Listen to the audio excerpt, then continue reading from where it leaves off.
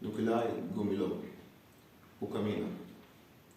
Наплевал один, дограл камин. Руки на груди, он стоял один. Неподвижный взор устремляя вдаль, горько говоря про свою печаль. Я пробрался вглубь неизвестных стран. 80 дней шел мой караван.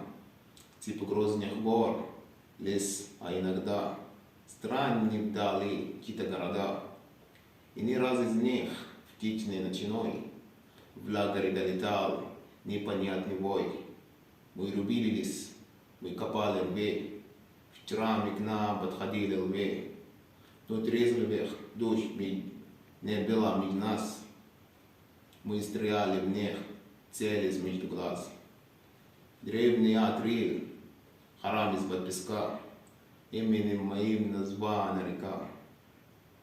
И в стране озер 5 больших племен слушались меня, чтили мой закон. Но теперь я слаб, как во власти сна, и полна душа тягостно больна. Я узнал, что такое страх, погребенный здесь, в 4 стенах. Даже близко рудья, даже близко волны. И тут цепь паровать, не волны, и тая в глазах.